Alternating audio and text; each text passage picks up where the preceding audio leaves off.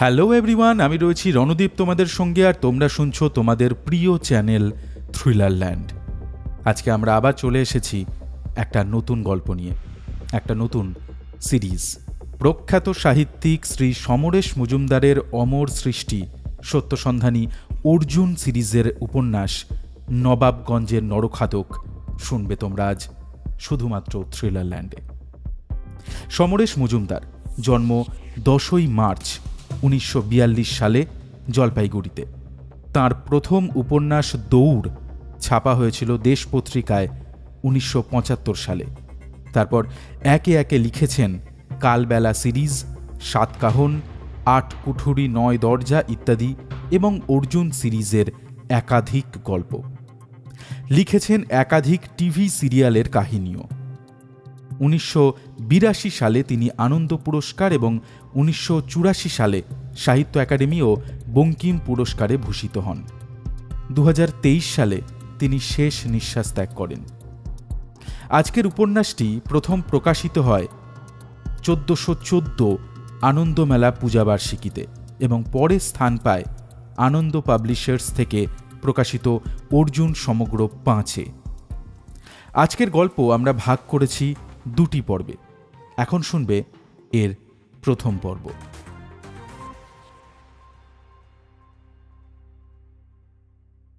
প্রিয় বরেশু, প্রথমেই বলে রাখি, আপনার মতো একজন খ্যাতনামা সত্যসন্ধানীকে এই চিঠি লেখার সময় আশ্বস্ত আছি এই ভেবে যে চিঠির বিষয়ে আপনি গোপন রাখবেন।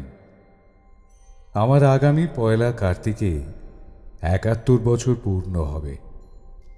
এখনও বার্ধক্যজনিত উপসর্গ আমাকে আক্রমণ করেনি, কিন্তু আমার স্ত্রী 65 বছর বয়সে বেশ অসুস্থ হয়ে পড়েছেন। কিছুদিন আগে তার পেটে ক্যান্সার রোগ ধরা পড়েছে। মুম্বাইয়ের একটি নামী হাসপাতাল জানিয়ে দিয়েছে ডাক্তারি শাস্ত্রে আর কিছু করণীয় নেই। এই পৃথিবীতে বর্তমানে স্ত্রী ছাড়া আমার কেউ নেই। তার মৃত্যুর পর আমার জীবিত থাকার কোনো কারণ দেখছি না। এই সময় এক ইংরেজি সংবাদপত্রে প্রকাশিত বিজ্ঞাপন আমার চোখে পড়ল। বিজ্ঞাপনটি যদি সত্যি হয়, তাহলে আমৃত্যু আমি আমার স্ত্রীকে সঙ্গিনী হিসেবে কাছে পাব। কথাবার্তা হবে না, চলাফেরাও নয়। নাই হোক, তাকে এখনকার চেহারায় ঠিকঠাক দেখলেও আমার প্রাণ শান্ত হবে। এই চিঠির সঙ্গে বিজ্ঞাপনটির ফটোকপি আপনাকে পাঠিয়ে দিলাম, সঙ্গে 5000 টাকার একটা ব্যাংক ড্রাফট। আপনাকে অনুরোধ, এই বিজ্ঞাপনের সত্যাসত্য সন্ধান করে দ্রুত আমাকে জানাবেন। এই বয়সে প্রতারিত হতে চাই না বলে আপনার শরণাপন্ন হলাম। ইতি শুভেচ্ছা সহ কানাইলাল চৌধুরী, লাটাগুড়ি, জলপাইগুড়ি। চিঠি পড়ে অবাক হলো অর্জুন। চিঠির সঙ্গে তার নামে করা ব্যাংক ড্রাফটটাকে দেখল সে। তারপর ফটোকপি করা বিজ্ঞাপনটা চোখের সামনে ধরল। অভূতপূর্ব আবিষ্কার। দীর্ঘ 50 বছর গবেষণার পর মানুষের শরীরের বিষয়ে নতুন আলোকপাত। আধুনিক ব্যবস্থায় রূপান্তরিত করে সাফল্য পেয়েছেন আয়ুর্বেদাচার্য ডক্টর নীলমোহন বক্সী। আপনার প্রিয়জনের মৃত্যু হলে শাস্ত্রমতে দাহ অথবা সমাধি দিয়ে শরীর বিনষ্ট করাই স্বাভাবিক। মৃত মানুষটির শরীর তারপর শুধু স্মৃতিতে বা ছবিতে থাকে। ডক্টর বক্সী সেই মৃতদেহকে অবিকল একই চেহারায় রেখে দিতে পারেন 40 বছর পর্যন্ত। আর এর জন্য সেই দেহটিকে কোনো জারক রসে ডুবিয়েও রাখতে হবে না। আপনার কাছে তিনি নির্বাক হয়েই থেকে যাবেন জীবিত চেহারায়, শুধু তার হৃৎস্পন্দন থাকবে না। বিশদ বিবরণের জন্য যোগাযোগ করুন বক্স নম্বর বিজ্ঞাপনটা ইংরেজিতে লেখা, কাগজটা ছাপা হয় উত্তর ভারত থেকে। হেসে ফেলল অর্জুন। ডক্টর নীলমোহন বক্সী যতই আয়ুর্বেদাচার্য হন না কেন, তিনি যে আস্ত উন্মাদ তাতে কোনো সন্দেহ নেই। মারা যাবার কিছুক্ষণ পর থেকেই মানবদেহে পচন প্রক্রিয়া শুরু হয়ে যায়। বরফে চাপা দিয়ে সেটা বড় জোর 2 থেকে 3 দিন আটকে রাখা যায়, কিন্তু তিনি দিব্যি জামা কাপড় পরে একই চেহারায় ঘরে বসে থাকবেন 40 বছর পর্যন্ত। তা যদি সত্যি সম্ভব হতো তাহলে বিজ্ঞানীদের মধ্যে সাড়া পড়ে যেত, নোবেল পেয়ে যেতেন ডক্টর বক্সী। স্পষ্টই বোঝা যাচ্ছে এটা একটা প্রতারক সংস্থা থেকে প্রচারিত বিজ্ঞাপন। মানুষের দুর্বলতাকে ওরা ব্যবহার করে টাকা রোজগার করতে চাইছে। অবিলম্বে পুলিশকে জানানো দরকার। এরকম বিজ্ঞাপন খবরের কাগজে বা ছাপল কি করে? অর্জুন ঠিক করল ব্যাংক ড্রাফট কানাইলাল চৌধুরীকে ফেরত দিয়ে দেবে। চিঠির একপাশে থাকা ফোন নাম্বারে ডায়াল করল অর্জুন।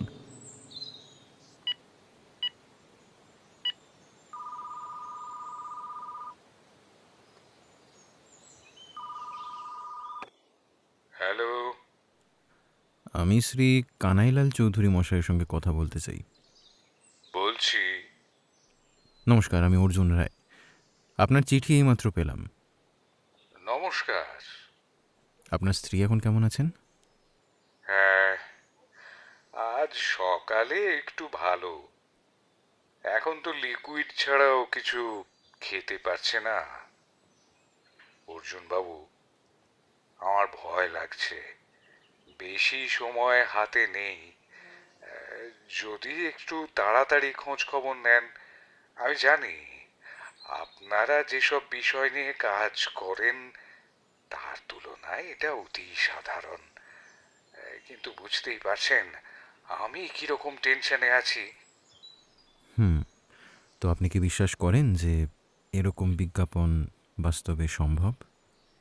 আমি জানি না, বুঝলেন, এরকম হতে পারে কখনো শুনিনি।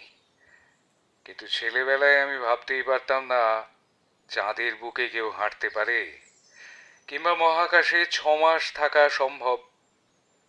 এমনকি এই কিছুদিন আগেও ভাবতে পারিনি রাস্তায়, ট্রেনে, গাড়িতে বসে ফোনে কথা বলতে পারবো। হ্যাঁ, সেলফোন শব্দটাও শুনিনি কদিন আগেও। ইন্টারনেট কি তাই জানতাম না। তাই এই ঘটনা সত্যি না মিথ্যে তার প্রমাণ না পাওয়া পর্যন্ত বলতে পারবো না বিশ্বাস করি কি না। আপনার উপর ভরসা করে আছি ভাই। টাকার দরকার হলেই জানাবেন, কেমন? ফোন রেখে দিল অর্জুন। ভদ্রলোক যেসব যুক্তি দিলেন তা সম্ভব হয়েছে বিজ্ঞানের উন্নতির জন্য, কিন্তু দেহের হৃদযন্ত্র বন্ধ হয়ে যাওয়ার পর রক্ত নিশ্চল হয়ে গেলে কিছুতেই শরীরকে আর আগের অবস্থায় রাখা সম্ভব নয়। কিন্তু নিজস্ব ভাবনা যতই বাস্তব হোক, সরেজমিনে দেখে কানাইলাল চৌধুরীকে জানাতে হবে।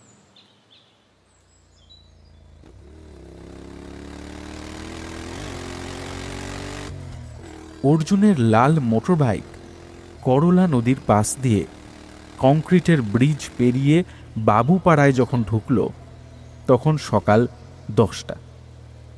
বাবুপাড়া এমনিতেই বেশ নির্জন, ছাড়া ছাড়া বাড়ি। ডান দিকের রাস্তায় ঢুকে 3 নম্বর বাড়ির দরজায় কড়া নাড়ল অর্জুন।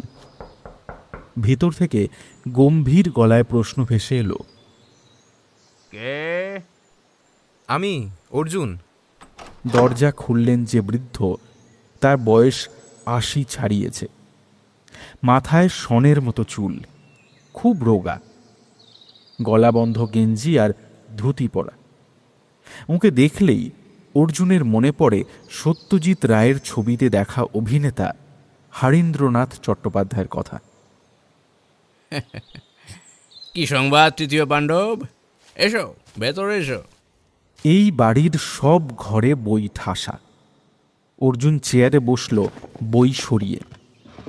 সুধাময় সান্যাল বসলেন মাটিতে, সামনে জলচৌকি, তার উপর বই খোলা।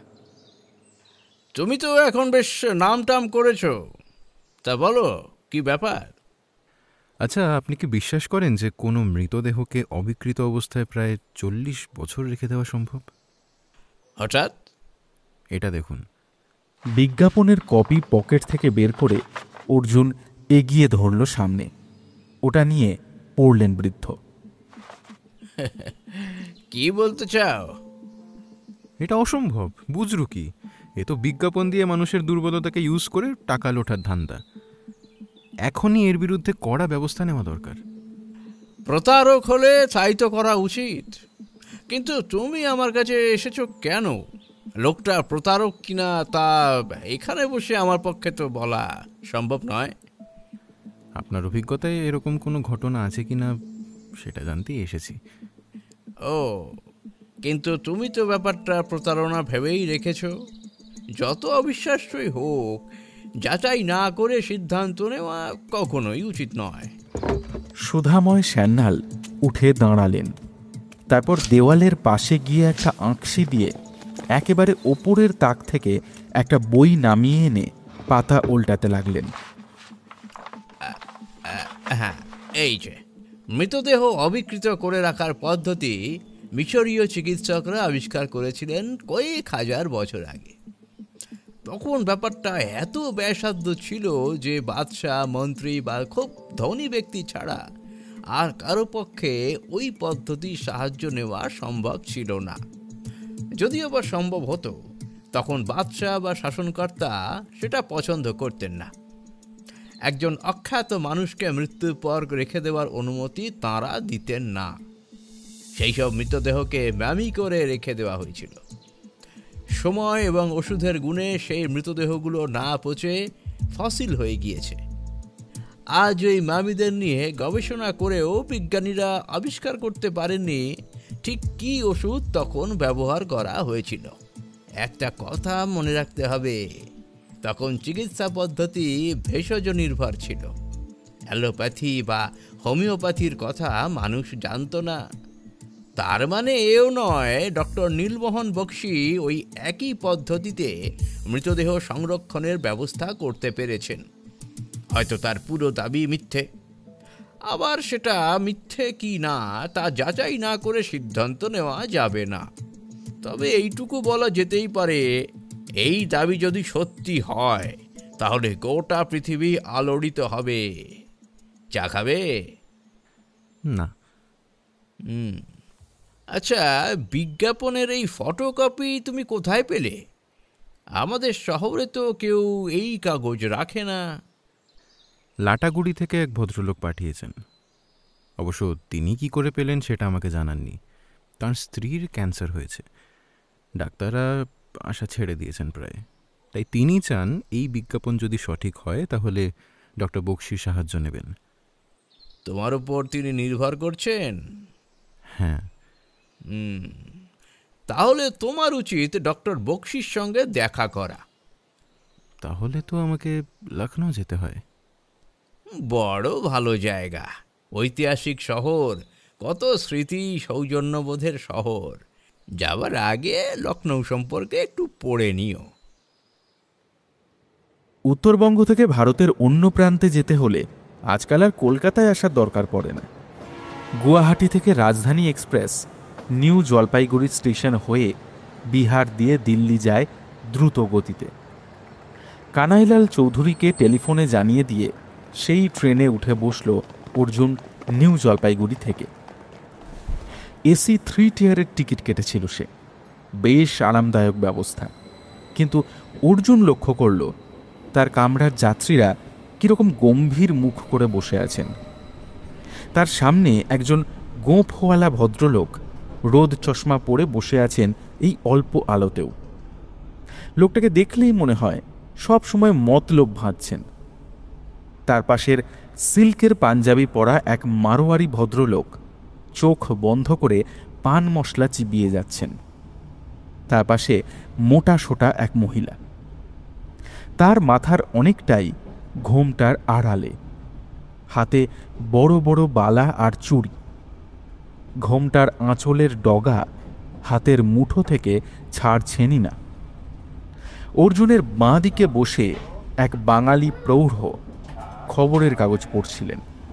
হঠাৎ মুখ তুলে জিজ্ঞেস করলেন, ধরুন একটু পরেই উগ্রপন্থীদের রেখে যাওয়া বোমায় ট্রেনটা উড়ে গেল, আপনি কি করবেন? হকচকিয়ে গেল অর্জুন, তারপর হেসে ফেলল। তাহলে আর কি, নেমে যাব নিচে। সঙ্গে সঙ্গে মারোয়ারি ভদ্রলোক হো হো করে হেসে ভুঁড়ি নাচিয়ে বলে উঠলেন, আরে মশাই, ও ট্রেন ভ্যান উড়ে গেলে আপনি থোড়াই বেঁচে থাকবেন? উতরিয়েগা कैसे? হ্যাঁ না মানে হঠাৎ মনে হলো, এই চলন্ত ট্রেনে যদি বিস্ফোরণ হয় তাহলে আমি কি করব? কিছু ভেবে না পেয়েই এই ফস করে জিজ্ঞেস করে ফেললুম, সত্যিই তো, আমিও তো উড়ে যাব, হাত পা মাথা সব কিছু ছিন্ন ভিন্ন হয়ে যাবে। কিন্তু এসব জেনেও তো আমরা ট্রেনে উঠছি, ঠিক যেভাবে লোকে ক্যান্সার হতে পারে জেনেও সিগারেট খায়। ব্যাপার দুটো বোধহয় এক নয়। তাছাড়া আজকাল স্টেশনে ভালো করে পরীক্ষা করে দেখা হয় যে কোনো রকম বিস্ফোরক ইত্যাদি আছে কিনা ট্রেনে। দূর দূর দূর, এত বড় ট্রেন, কত কামরা, কোথায় কে কি লুকিয়ে রেখেছে তা কি সবসময় টের পাওয়া যায়? কিরকম যেন একটা নার্ভাস বোধ করছি। ভদ্রলোক চোখ বন্ধ করলেন। অর্জুন খবরের কাগজটা টেনে নিল। আসামের ডিব্রুগড়ের কাছে উগ্রপন্থীরা ট্রেন উড়িয়ে দেবার চেষ্টা করেছিল। লাইনে পাতা বিস্ফোরক ট্রেন আসার আগেই ফেটে যাওয়ায় ড্রাইভার ট্রেন থামিয়ে দিতে পেরেছিলেন ঠিক সময়, নইলে কয়েকশো যাত্রী প্রাণ হারাতেন। অর্জুন প্রৌঢ়ের দিকে তাকালো। এরকম খবর পড়লে ট্রেনে বসে একটু নার্ভাস হয়ে যাওয়া অস্বাভাবিক নয়। ট্রেন ছুটছিল। অর্জুন দেখল গোঁফওয়ালা রঙিন চশমায় চোখ ঢাকা লোকটা এবার উঠে দাঁড়ালো, তারপর করিডোর দিয়ে হেঁটে বেরিয়ে গেল। লোকটা চোখের আড়াল হওয়া মাত্র পাশের প্রৌঢ় ভদ্রলোক বললেন, লক্ষ্য করেছেন? কি বলুন তো? 2.5 ঘন্টা হয়ে গেল ওই কুঁপো লোকটা কিন্তু একটাও কথা বলেনি। চেহারায় কিরকম একটা উগ্রপন্থী ছাপ রয়েছে। হয়তো বাথরুমে বোমা রেখে সামনে স্টেশনে নেমে যাবে। ভুল বলছি? হতে পারে, আবার নাও পারে। চেহারা দেখলে কি আর সবসময় সত্যিটা বোঝা যায়? এই যেমন ধরুন আপনি। আচ্ছা, আপনি কি খুব পেটের গোলমালে ভোগেন? Acute constipation. তা সত্ত্বেও আপনি কিন্তু বোমা রেখে দিব্যি এই ট্রেনটা উড়িয়ে দিতে পারেন। আমি? আমি? হ্যাঁ, কেন নয়? যতক্ষণ না নির্দোষ প্রমাণিত হচ্ছে ততক্ষণ কেউই সন্দেহের ঊর্ধ্বে নয়। আমাকে দেখে কি নির্দোষ বলে মনে হচ্ছে না আপনার? আচ্ছা, আমাকে দেখে কি মনে হয় আপনার? দেখে কি ওরকম করে বোঝা যায়? তা ঠিক, তবু এই ধরুন এই এই এই এই ভদ্রলোক, আজ অবধি কোনো মারোয়াড়ি উগ্রপন্থীর কথা তো মশাই কাগজে পড়িনি। অর্জুন কাঁচের দরজা ঠেলে বাইরে বেরিয়ে এলো। হাত ধোয়ার বেসিনের সামনের জায়গাটা ফাঁকা। দুপাশে বাথরুমে ঢোকার দরজা দুটোর একটা বন্ধ। ট্রেনের গতি কমে আসছে। অর্জুন দরজার সামনে গিয়ে ছিটকিনি তুলতে না তুলতেই প্ল্যাটফর্ম এসে গেল। ধীরে ধীরে ট্রেন দাঁড়িয়ে গেল। কয়েকজন যাত্রী উঠে পড়লেন ট্রেনে। টিটিই এসে গেলেন। যাত্রীরা ভেতরে ঢুকে যাবার পর অর্জুন দেখল বাথরুমের দরজা খুলে গোঁফওয়ালা লোকটা বেরিয়ে এসে সোজা প্ল্যাটফর্মে নেমে গেল এবং তখনই ট্রেন ছেড়ে দিল। মুখ বাড়িয়ে অর্জুন দেখল লোকটা হেঁটে চলেছে। ফিরে এসে বাঙালি প্রৌঢ়কে ব্যাপারটা বলতেই তিনি চেঁচামেচি শুরু করলেন, ট্রেন থামাতে হবে, চেন টানুন। তার চিৎকারে ভিড় জমে গেল। যে কোনো মুহূর্তে বিস্ফোরণ হতে পারে। মা কালী, মা দুর্গা, মা সরস্বতী। রেলের ইউনিফর্ম পরা দুজন অফিসে ছুটে এলেন। সব শুনে একজন রেল রক্ষীকে নিয়ে ওরা ছুটে গেলেন বাথরুমের দিকে। ভদ্রলোকের উন্মাদ আচরণ সংক্রামিত হল। রেলের একজন অফিসার চেন টানতে বাধ্য হলেন। গাড়ি থামা মাত্র সবাই হৈ হৈ করে নিচে নেমে মাঠে গিয়ে দাঁড়ালো। এতক্ষণে প্রৌঢ় একটু স্বস্তি পেলেন। যাক, বেঁচে গেলুম। ফাটুক এবার আমাদের তো আর মারতে পারবে না। প্রায় 1 ঘন্টা ধরে রেলের অফিসাররা তন্ন তন্ন করে খুঁজেও কিচ্ছু পেলেন না।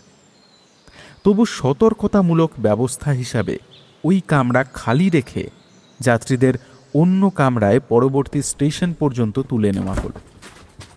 বসার জায়গা পাওয়া যায়নি। ছুটন্ত ট্রেনে অর্জুনের পাশে দাঁড়িয়ে প্রৌঢ় ভদ্রলোক মাঝে মাঝে চমকে উঠছিলেন। পরের স্টেশনে ট্রেন থামলে বম্ব স্কোয়াডের লোকজন এসে অনুসন্ধান করে জানিয়ে দিল কোনো বিস্ফোরক ট্রেনে নেই। আগের কামরায় ফিরে এলো ওরা। সত্যি নার্ভাস হয়ে গিয়ে আপনি কি কাণ্ডটাই না করে বসলেন। হ্যাঁ, নানা মশাই, সাবধানের মার নেই। কিন্তু ট্রেন তো লেট হয়ে গেছে, তার উপর হ্যারাসমেন্ট। তা হোক, প্লেনে বিস্ফোরক আছে সন্দেহ হলে তাকে আবার ফিরিয়ে আনা হয় না। এখন কিছু নেই তাই এ কথা বলছেন, থাকলে কি হতো ভেবে দেখুন। প্রৌঢ় ভদ্রলোকের কথা শেষ হতে না হতেই রেলের 2জন অফিসার সামনে এসে দাঁড়ালেন। একজন জিজ্ঞেস করলেন, আপনার পুরো নামটা বলুন। পিনাকেশ মিত্র। ঠিকানা? কাঁসিরাম মার্গ, লখনৌ। কি করেন আপনি? স্কুলে পড়াই। মিস্টার মিত্র, আপনি প্রথম ট্রেনে বোমা আছে সন্দেহ করে চিৎকার করেছিলেন। আপনার চিৎকারে অন্য যাত্রীরা ভীত হয়ে পড়েন। কি কারণে আপনার মনে এই সন্দেহ এলো? আসবে না বলেন কি? একটা গোঁ ফোলা লোক চোখে কালো চশমা পরে ঠায় বসে থাকলো সামনে, কারোর সঙ্গে একটা কথাও বলল না। তারপর উঠে বাথরুমে ঢুকে গেল, আর ট্রেন থামতে না থামতেই টুক করে কেটে পড়ল। সঙ্গে কোনো সুটকেস তো দূরের কথা, একটা ব্যাগও ছিল না। এতে সন্দেহ হবে না? ব্যাগ বা সুটকেস না থাকলে বোমাটা রাখা হবে কোথায়? হ্যাঁ, পকেটে রাখতে পারে না? আপনি যার কথা বলছেন তিনি রেল পুলিশের একজন বড় অফিসার। ওনার ওই স্টেশনেই নামার কথা ছিল। ভদ্রলোক কে তা আপনি টিটিকে জিজ্ঞেস করলেই জানতে পারতেন। আর তা না করে আপনি নিজের বিপদ নিজে ডেকে আনলেন। বিপদ মানে? আপনার বিরুদ্ধে অভিযোগ আছে। বিনা কারণে যাত্রীদের ভয় পাইয়েছেন, তাদের একত্রিত করে রেলের অফিসারকে চেন টানতে বাধ্য করেছেন।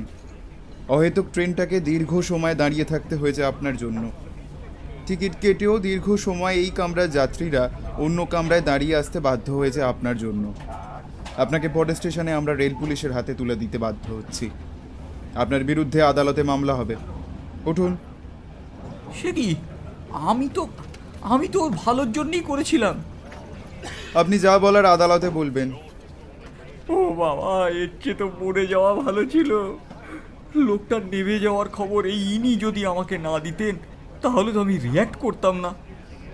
উনি আপনাকে অনেকবার বলেছেন শান্ত হতে। অন্য যাত্রীরা সব শুনলেন। তারা এবার অনুরোধ করলেন মানুষটা সরল শিক্ষক, তাই তাকে ছেড়ে দেওয়া হোক। আমাদের কিচ্ছু করার নেই। পুরো ঘটনাটা কর্তৃপক্ষ জেনে গেছেন। বম্ব স্কোয়াডকে ডাকা মাত্রই তারা জানতে পেরেছেন। ঠিক আছে, আপনি এখানেই বসে থাকুন। ট্রেন থামলে আমরা আসব। অফিসাররা চলে যাবার পর পিনাকেশ মিত্র 2 হাতে মুখ ঢেকে কাঁদতে লাগলেন। আমি মুখ দেখাতে পারবো না, আমার চাকরিটা শুনুন, চাকরিটা শান্ত হন। চলে যাবে। কেঁদে কোনো লাভ হবে না। একজন ভালো উকিলের সঙ্গে কথা বলুন, তিনি নিশ্চয়ই আপনার জামিনের ব্যবস্থা করে দেবেন। কেমন? শেষ পর্যন্ত ভদ্রলোক শান্ত হলেও গুম হয়ে বসে রইলেন। এই সময় মারোয়ারি ভদ্রলোক তাকে কাছে ডেকে ফিসফিস করে কিছু বলতেই তার চোখ চকচক করে উঠল। খানিকক্ষণ উসখুস করলেন, তারপর অর্জুনকে জিজ্ঞেস করলেন, আপনি কোথায় যাচ্ছেন? লখনৌ। ওহ, ঈশ্বর আছেন। শুনুন, আমি ওদের ঠিকানাটা ভুল বলেছি। আমি থাকি লখনৌ বেঙ্গলি ক্লাবের পাশে। পিনাকেশ নয়, পিনাকি রঞ্জন আমার না। ভয়ের চোটে যা মুখে এসেছিল তাই বলে ফেলেছিল। ও আমার এই সুটকেসটা বাড়িতে পৌঁছে দেবেন? বেশ, এইসব ঘটনার কথা প্লিজ বলবেন না বাড়িতে। ঠিক আছে। ঘন্টা দুয়েক টানা ছুটে ট্রেন গতি কমাতেই ভদ্রলোক বললেন, যাই বাথরুম থেকে একবার ঘুরে আসি। ট্রেন থামল। সঙ্গে সঙ্গে দুজন রেল পুলিশ নিয়ে অফিসার এলেন। পিনাকেশবাবু কোথায়? উনি তো একটু আগে টয়লেটে গেলেন। ও, কোন টয়লেটে গিয়েছেন উনি? অর্জুন সঠিক দিকটা দেখিয়ে দিতে তারা চলে গেলেন সেখানে। ট্রেন ছাড়ার সময় হয়ে যাচ্ছিল। একটা টয়লেট থেকে একজন মহিলা বেরোলেন, অন্যটা থেকে বেরোলেন একজন বৃদ্ধ। ট্রেন দুলে উঠতেই অফিসার চিৎকার করে উঠলেন, পালিয়েছে, লোকটা পালিয়েছে, এই প্ল্যাটফর্মে খোঁজো। সঙ্গে সঙ্গে প্রায় হুড়মুড়িয়ে নেমে গেলেন রেল পুলিশের কনস্টেবল এবং অফিসার। ট্রেন ততক্ষণে গতি বাড়িয়েছে। নিজের জায়গায় ফিরে এসে অর্জুন দেখল মারোয়ারি ভদ্রলোক চোখ বন্ধ করে পান মশলা চিবিয়ে চলেছেন। একজন সরল মানুষকে আপনি এমন একটা বুদ্ধি দিলেন যে তিনি এখন অপরাধী হয়ে গেলেন। এছাড়া উনি ওই বাঁচতে পারতেন না। পুলিশ ওকে জেলে দিত। সরকারের কাজে অড়চন তৈরি করার জন্য ও 2-3 বরস জেলে থাকলে চাকরিটাও চলে যেত। উনি যে ভয় পেয়ে বোকামি করেছেন এটা বুঝতে পারলেও ছাড়তো না। কেউ ছাড়তো না জানেন? ওরা পাবলিককে দেখাতো যে ওরা কত ভালো ডিউটি করছে। এখন যদি ও বুদ্ধি করে হাওয়া হয়ে যেতে পারেন তাহলে বেঁচে যাবেন উনি। তো इसके अलावा मैं कौन होता हूँ? লোকে তো কত কিছু বলে, সব শুনতে হবে। উনি ভালো মনে করেছেন বলে শুনেছেন। অর্জুন আর কথা বাড়ালো না। লখনৌ স্টেশনে যখন ট্রেন পৌঁছালো তখন সকাল 7টা। অনেক চেষ্টা করেও ম্যানেজ করতে পারেননি ট্রেন চালক। ট্রেন 1 ঘন্টার ওপর লেট।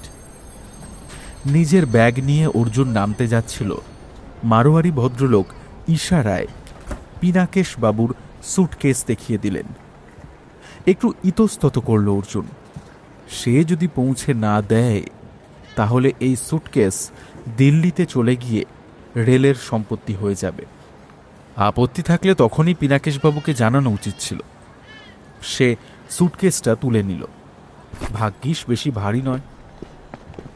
জলপাইগুড়ির কদমতলার যোগুদা কিছুদিন লখনৌতে ছিলেন। রওনা হওয়ার আগে তার সঙ্গে দেখা করে থাকার জায়গার খোঁজ নিয়েছিল অর্জুন। যোগুদা বলেছিলেন মদনমোহন মালব্য রোডে সস্তায় ভালো ভালো গেস্ট হাউস আছে। স্টেশন থেকে একটা ট্যাক্সি নিয়ে মদনমোহন মালব্য রোডে আসার সময় পুরনো দিনের বদলে আধুনিক শহর চোখে পড়ল। তবে লখনৌ শহরের স্টেশনটা দেখলে চোখ জুড়িয়ে যায়। মুঘল আমলের আদলে স্টেশন বাড়িটা তৈরি করা হয়েছে। ট্যাক্সিওয়ালা হোটেলের নাম জানে, কিন্তু ওখানে কোনো গেস্ট হাউস আছে কিনা তার খবর রাখে না।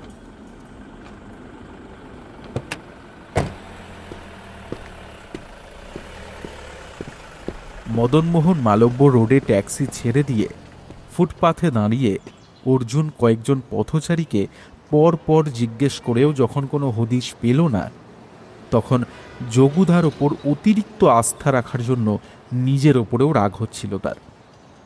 আর একটা ট্যাক্সি ডেকে কোনো হোটেলে নিয়ে যেতে বলবে কিনা ভাবতেই একটা গাড়ি এসে তার সামনে দাঁড়ালো। এই যে ভাই, এনি প্রবলেম? যিনি গাড়ি চালাচ্ছেন তিনি প্রশ্নটা করলেন। মানুষ কি এই শহরে গায়ে পড়ে কথা বলে? Actually I am looking for a cheap guest house near by.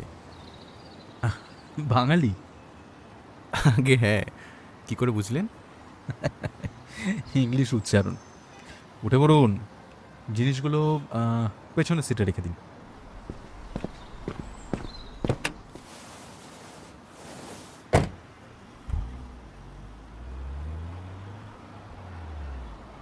কোথা থেকে আসছেন? আমি জলপাইগুড়ি।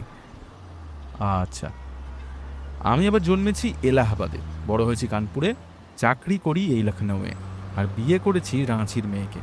কিন্তু মনে মনে আমি 100% বাঙালি। আমার নাম অমিতাভ। নমস্কার, আমি অর্জুন। কি উদ্দেশ্যে আসা? বেড়ানো? না, একটা কাজের সূত্রেই আসা আর কি। আচ্ছা, ব্যবসা না চাকরি? আসলে কোনোটাই নয়। আমি মানুষের সমস্যার সমাধান করবার চেষ্টা করি। মাই গড, আপনাকে দেখে তো ধর্মগুরু বলে মনে হয় না। এই যে এখানে চলুন, দেখি ঘর পাওয়া যায় কিনা।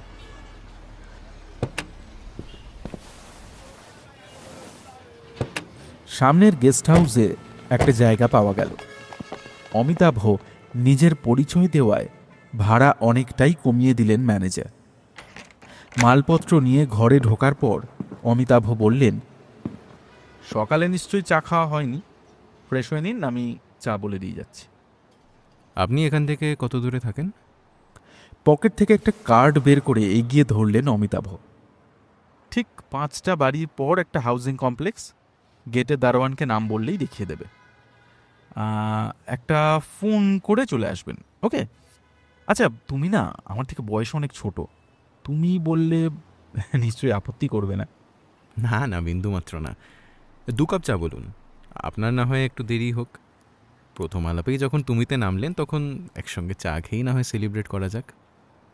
মিনিট 10 পরে বাথরুম থেকে তরতাজা হয়ে বেরিয়ে এসে অর্জুন দেখল অমিতাভ খবরের কাগজে চোখ বোলাচ্ছেন।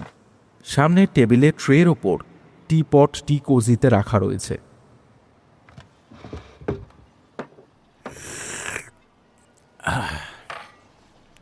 আপনাদের এখানে একটা বেঙ্গলি ক্লাব আছে না? ওর নাম আমি জলপাইগুড়িতেও শুনেছি। রিসেন্টলি একটা নাটক প্রতিযোগিতায় বোধহয় বিখ্যাত হয়েছে খুব। ওই ক্লাব নিয়েই আমরা আছি। আচ্ছা, তা ক্লাবটা এখান থেকে কত দূরে? আধ ঘন্টার পথ। যাবে নাকি আজ সন্ধ্যায়? হ্যাঁ, যাওয়া যেতেই পারে।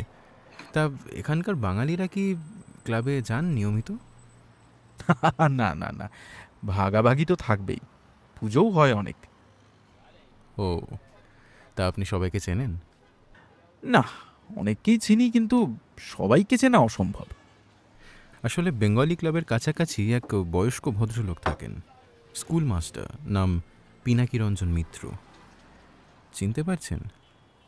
স্কুলে পড়ান পিনাকি রঞ্জন? না, মনে পড়ছে না। খুব সমস্যায় পড়লাম। কি ব্যাপার? অর্জুন ট্রেনের ঘটনাটা খুলে বলল। যা মনে হচ্ছে ভদ্রলোকের বাড়ি খুঁজে বের করতে একেবারে হিমশিম খেতে হবে। এই কিরকম দেখতে বলো তো? অর্জুন বর্ণনা দিল। আচ্ছা, তুমি এক্ষুনি খুঁজতে বেরিও না, ঠিক আছে? আমি একটু দেখছি। আরেকটা কথা, আমি ডেইলি নিউজ পত্রিকার অফিসে যেতে চাই, তো এখান থেকে কিভাবে? এখান থেকে মাইল 3 হবে, ট্যাক্সিওয়ালাকে বললেই হবে। অমিতাভ বেরিয়ে গেলেন। সকালেই স্নান সেরে নিল অর্জুন। এটা গেস্ট হাউস বটে, কিন্তু হোটেলের ঘরের সঙ্গে তেমন কোনো পার্থক্য নেই। ম্যানেজার বলেছিলেন ব্রেকফাস্ট কমপ্লিমেন্টারি, তবে সেটা 9:30 সেরে ফেলতে হবে। একেবারে তৈরি হয়ে পকেটে টাকা রাখতেই দরজায় শব্দ হলো। অর্জুন এগিয়ে গিয়ে সেটা খুলতেই দেখল গাঁটটা গোট্টা একজন লোক গেস্ট হাউসের ইউনিফর্ম পরে দরজায় দাঁড়িয়ে তাকে সালাম করল। হাউসকিপিংয়ের জন্য এসেছে সে। অর্জুন অনুমতি দিয়ে ডাইনিং টেবিলে এসে বসল। কানাইলাল চৌধুরীর পাঠানো টাকার বেশ কিছুটা গেছে ট্রেনের আসা যাওয়ার টিকিটে, বাকিটা 3 দিনেই শেষ হয়ে যাবে। অবশ্য কানাইলাল বলেছেন যে টাকার দরকার হলে তাকে জানাতে, কিন্তু নিজের বেড়ানোর জন্য খরচ করার টাকা ওর কাছে চাওয়া ওর পক্ষে সম্ভব নয়। ডাইনিং রুমটা বেশ বড়, গোটা 8 টেবিল রয়েছে। মানে এই গেস্ট হাউসে অন্তত 8টা ঘর রয়েছে। বাঁ দিকের দেওয়াল ঘেঁষে রাখা টেবিলে অন্তত 5 রকম পদ, লুচি তরকারির সঙ্গে স্যান্ডউইচ, ডিমের পোচ আর মিষ্টির সহাবস্থান।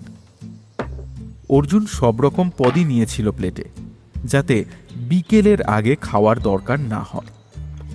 খেতে বসেছিল যখন, তখন ডাইনিং টেবিলে কেউ ছিল না।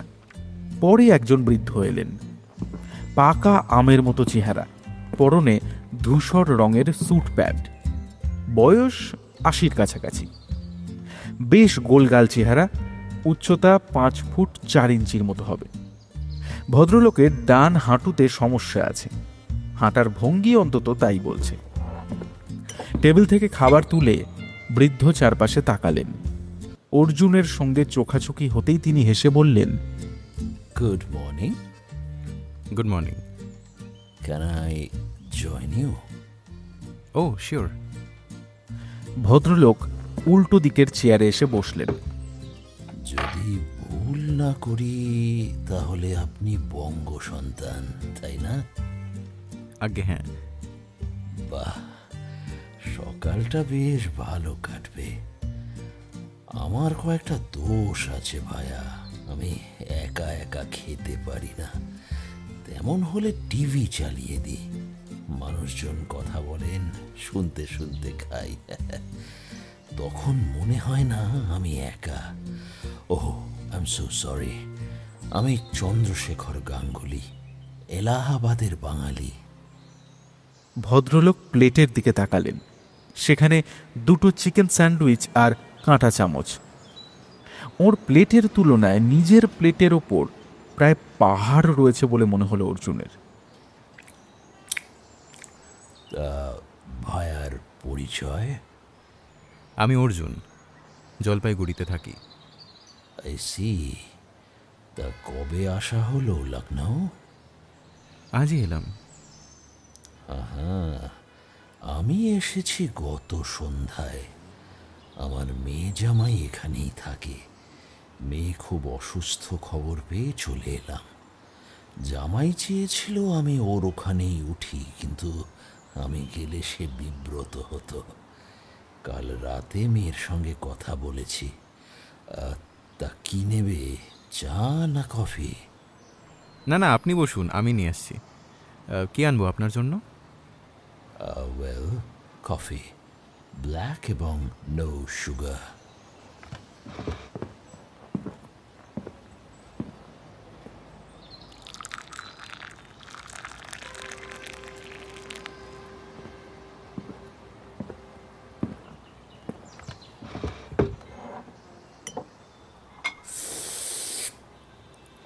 কাজে না বেড়াতে আসা? কাজেই। আমাকে আসলে প্রথমে ডেইলি নিউজ পত্রিকার অফিসে যেতে হবে। ভায়া কি খবরের কাগজের সঙ্গে যুক্ত? না, তবে ওই কাগজে বক্স নাম্বার দিয়ে একটা বিজ্ঞাপন বেরিয়েছিল কিছুদিন আগে। তো যে ভদ্রলোক বিজ্ঞাপনটি দিয়েছিলেন তার ঠিকানাটা আমার দরকার। পরিচিত কেউ আছেন ওখানে? না, পরিচিত তো নেই।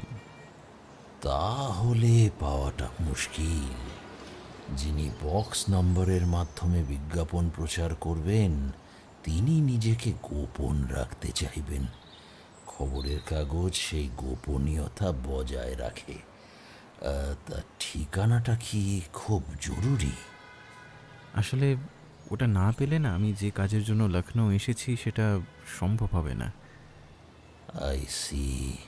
দেখো চেষ্টা করে, যদি ওরা ঠিকানা দিতে না চায় তাহলে অক্ষয় গুপ্তার সঙ্গে দেখা করবে।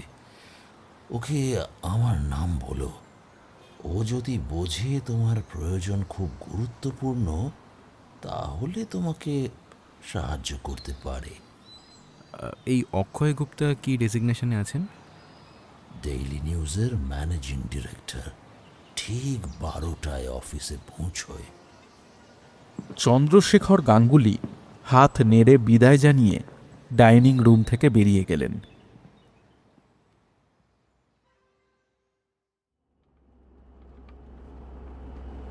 ট্যাক্সিওয়ালা ডেইলি নিউজ অফিসে পৌঁছে দিল অর্জুনকে।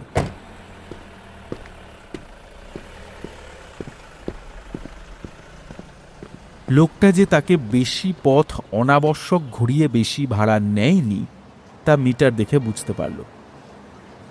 ক্লাসিফাইড বিজ্ঞাপন সংক্রান্ত যাবতীয় তথ্যের জন্য 3 নম্বর কাউন্টারে যেতে বললেন রিসেপশনিস্ট। অগত্যা কাউন্টার খুঁজে 3 নম্বরের সামনে লাইনে দাঁড়ালো অর্জুন। মিনিট 5 মধ্যেই অর্জুনের পালা এলো। তার প্রয়োজনের কথা বলতেই ভদ্রলোক সোজা জানিয়ে দিলেন ক্লায়েন্টের স্বার্থ বজায় রাখা তাদের কর্তব্য, অতএব বক্স নম্বরের বিজ্ঞাপনদাতার ঠিকানা জানানো অনৈতিক। ভদ্রলোকের বলার ভঙ্গি দেখে অর্জুন আর কথা বাড়ালো না। সে ফিরে গিয়ে রিসেপশনিস্টকে মিস্টার অক্ষয় গুপ্তার সঙ্গে দেখা করার অনুরোধ জানালো। একটা স্লিপ এগিয়ে দিল মেয়েটা। সেটা ভর্তি করে রেফারেন্স হিসাবে চন্দ্রশেখর গাঙ্গুলির নাম লিখল অর্জুন। ভিজিটরদের চেয়ারে এসে বসল অর্জুন। 40 মিনিট অপেক্ষা করার পর ভদ্রলোক এসে তাকে ডেকে নিলেন। ভদ্রলোকের সঙ্গে লিফটে 3 তলায় উঠে এলো অর্জুন। ছিমছাম অফিস, চারপাশে কাঁচের ঘর, মাঝখানে সুদৃশ্য কার্পেট মোড়া প্যাসেজ। এমডি লেখা ঘরের দরজায় আলতো করে শব্দ করে ভদ্রলোক ভিতরে ঢুকলেন, সেই সঙ্গে অর্জুন। ডিম্বাকৃতি একটা বিশাল টেবিলের এক প্রান্তে বসেছিলেন যিনি, তার মাথায় 1 ফোঁটা চুল নেই, বয়স হয়েছে, পরনে দামি স্যুট। Please be seated. হাত বাড়িয়ে চেয়ার দেখিয়ে দিলেন অক্ষয় গুপ্তা। অর্জুন বসল। কথাবার্তা হিন্দিতেই হলো। গাঙ্গুলি সাহকে আপনি চেনেন? হ্যাঁ, পরিচয় রয়েছে। উনিই বলেছেন রেফারেন্স হিসেবে তার নাম দিতে। কিন্তু উনি তো এখন এলাহাবাদে নেই। উনি কাল সন্ধেবেলায় লখনৌ এসেছেন। আচ্ছা, বলুন কি করতে পারি? খাম থেকে বিজ্ঞাপনের ফটোকপি বের করে সামনে রাখল অর্জুন। এই বিজ্ঞাপনটা আপনাদের কাগজের ক্লাসিফাইড কলামে ছাপা হয়েছে বক্স নাম্বারে। আমি পশ্চিমবঙ্গের জলপাইগুড়ি শহর থেকে আসছি। যিনি বিজ্ঞাপন দিয়েছেন তার সঙ্গে দেখা করতে চাই। আপনি যদি আমাকে কাইন্ডলি এই ব্যাপারে একটু সাহায্য করেন তো।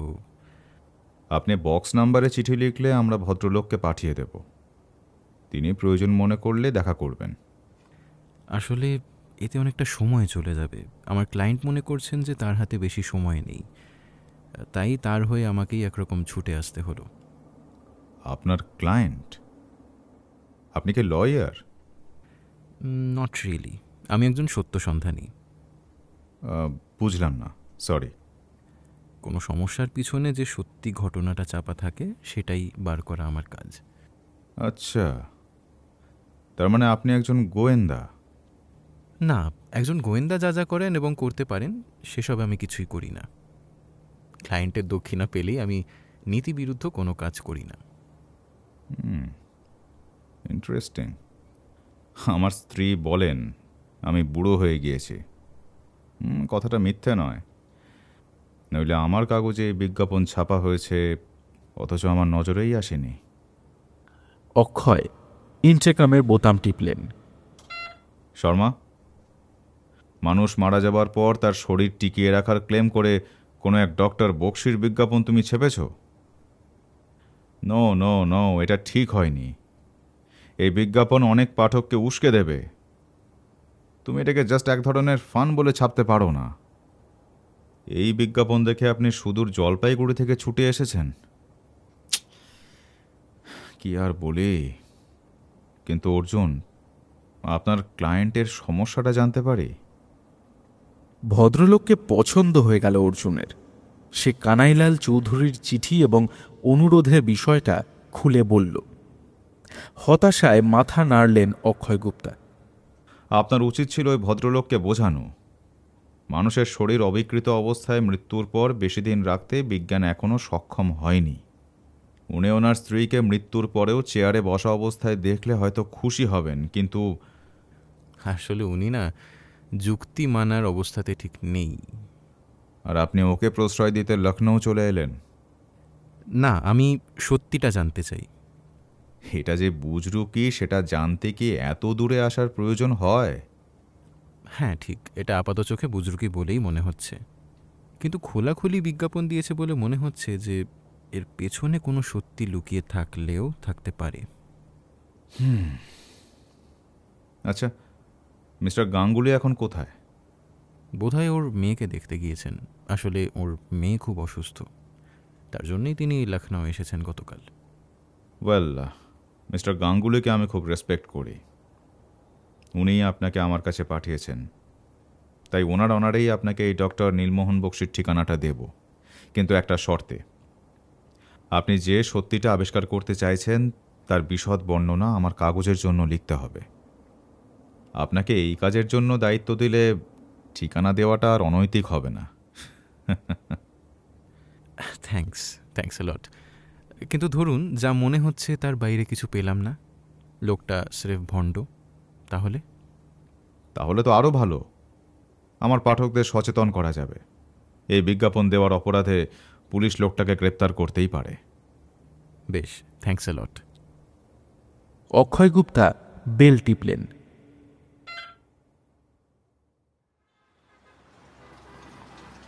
খবরের কাগজের অফিসের বাইরে এসে অর্জুন কয়েক সেকেন্ড ভাবল। ডক্টর নীলমোহন বক্সির বাড়ি নবাবগঞ্জ পক্ষী নিবাসের কাছে। জায়গাটা লখনৌ শহর থেকে 40 কিলোমিটার দূরে। সেখানে যেতে গেলে ট্যাক্সি ড্রাইভার প্রচুর টাকা চাইবে। অপেক্ষা করতে হলে যা ভাড়া দিতে হবে তা অনুমান করা মুশকিল। পাশেই হাইওয়ে, বাস যায়, কিন্তু সেই বাস কোথায় গেলে পাবে তা অর্জুন জানে না। খানিকটা হাঁটতেই একটা বাস চোখে পড়ল। লোকে বাদুড় ঝোলা হয়ে যাচ্ছে। এরকম বাসে চেপে তাকে নবাবগঞ্জ যেতে হবে নাকি? দুপুরে গেস্ট হাউসে ফিরে পকেট থেকে অমিতাভর দেওয়া কার্ড বের করলো অর্জুন। তার নাম্বার ডায়াল করলো।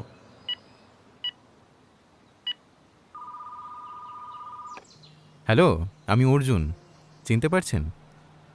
বিলক্ষণ। আচ্ছা, আমি একটা গাড়ি একটু কম ভাড়ায় পেতে পারি? একটু নবাবগঞ্জ যাওয়ার ছিল। কখন? এখনই? এখন তো হবে না ভাই, 4:30 নাগাদ পেলে চলবে? বেশ, অসুবিধা নেই। তা ভাড়াটা আন্দাজ কীরকম হবে? গাড়ি আর ড্রাইভার ফ্রি। তেলের দাম ইচ্ছা হলে দিতে পারো। রিসিভার নামিয়ে রেখে অর্জুন ম্যানেজারকে ধন্যবাদ দিতেই তিনি জানালেন মিস্টার গাঙ্গুলি অর্জুনের খোঁজ করছিলেন। ম্যানেজার একজন বেয়ারাকে ডেকে দিয়ে বললেন মিস্টার গাঙ্গুলির ঘর অর্জুনকে দেখিয়ে দিতে। একটু ইতস্তত করে অনুসরণ করল অর্জুন। দরজায় দ্বিতীয়বার টোকা দিতেই গলা ভেসে এলো, আইয়ে জি। ঘরের ঠিক মাঝখানে টেবিলের একপাশের চেয়ারে ফতুয়া পরে বসে আছেন বৃদ্ধ। সামনে দাবার বোর্ড। বসো বসো, দাবার অভ্যেস আছে? ওই অল্প স্বল্প। বাহ, এসো, এক হাত হয়ে যাক, সবে সাজিয়েছি। আপনি একা একাই দাবা খেলেন? নিজের সঙ্গে নিজের লড়াই, নিজেই জিতি নিজেই হারি। নাও, চাল দিলাম। দুটো বোর্ডে এগিয়ে দিলেন মিস্টার গাঙ্গুলি। অনেক দিনের অনভ্যেস। অর্জুন ঠিক করল আক্রমণাত্মক খেলবে। সে ঘোড়া তুলে আনলো বোর্ডের সামনে। অক্ষয়ের সঙ্গে দেখা হলো? হ্যাঁ, আর আপনার রেফারেন্স না থাকলে সত্যি বলতে ঠিকানাটা আমি পেতাম না। উনি আপনাকে খুঁজছিলেন। গজের মুখ খুলল অর্জুন। বেশ, কথা বলে নেব। ঠিকানা কি লখনৌয়ের? একটু বাইরে, নবাবগঞ্জের। সে তো বেশ দূরে। তুমি তো প্রথমবার এই শহরে এলে। যদি কিছু মনে না করো, যার কাছে যাবে তিনি কি বাঙালি? নাম দেখে তো বাঙালি বলেই মনে হলো। না ভায়া, এ ধরো হরিহর রায়, তোমার কাছে বাঙালি বলে মনে হবে তো? হ্যাঁ। আলাপ করলে বুঝবে তিনি হয়তো গোঁড়া ইউপিবাসী ব্রাহ্মণ সন্তান। কিস্তি সামলাও হে। গজ গিলে ঘোড়া বসালেন মিস্টার গাঙ্গুলি। অর্জুন দেখল রাজাকে না সরিয়ে উপায় নেই। প্রথম গেমে হেরে গেল অর্জুন। দ্বিতীয়টা যখন বেশ জমে উঠেছে, মিস্টার গাঙ্গুলির রাজা প্রায় কোণঠাসা। আর 2 কি 3 চালেই মাত করবে অর্জুন, সেই সময় দরজায় শব্দ হলো। আরে অমিতাভ, তুমি এখানে কি করে? রিসেপশন থেকে বলল অর্জুন আপনার ঘরে। জানতে পারলাম আপনি এখানে পায়ের ধুলো দিয়েছেন। আজকাল তো লখনৌ এলে আমাদের স্মরণে রাখেন না, তাই শটান চলে এলাম। ও, তুমি এই শ্রীমানকে চেনো? আজ সকালেই আলাপ হয়েছে। তারপর দুপুরে অফিসে মিসেস দত্তকে সে কথা বলতে আমার একেবারে আক্কেল গুরুম হয়ে গেছে। কেন? মিসেস দত্ত বাংলা বইয়ের পোকা। আমাদের বেঙ্গলি অ্যাসোসিয়েশনের সমস্ত লাইব্রেরি বই উনি গুলে খেয়েছেন। বললেন জলপাইগুড়ি থেকে এসেছে, নাম বলছে অর্জুন। কত বয়স বলুন তো? আমি আন্দাজে বলতেই মিসেস দত্ত বললেন, আরে জিজ্ঞেস করবেন তো জলপাইগুড়ির হাকিমপাড়ার অমল সোম ওনার গুরু কিনা। আমি ব্যাপারটা জানতে চাইলে বাবুর পরিচয় বেরিয়ে পড়ল। মিসেস দত্তর অনুমান যদি ঠিক হয় তাহলে ইনি সত্য সন্ধানী। সত্য সন্ধানী? ইন্টারেস্টিং। আপনার চাল কিন্তু পেন্ডিং রয়েছে। আরে রাখো চাল, আগে বলো যা শুনছি তা কি ঠিক? আগে হ্যাঁ, মিসেস দত্ত আপনাকে সঠিক তথ্যই দিয়েছেন। এই তুমি এখানে কোনো রহস্যের সমাধান করতে এসেছো? না, সত্য সন্ধান করতে। আচ্ছা, ব্যাপারটা কি সেটা কি আমাদের খুলে বলতে অসুবিধা আছে? এই যে চাঁদুদা মানে মিস্টার গাঙ্গুলি, ইনি যদিও এলাহাবাদে থাকেন, কিন্তু লখনৌয়ের বাঙালিদের সঙ্গে কিন্তু এর বিশাল ওঠা বসা।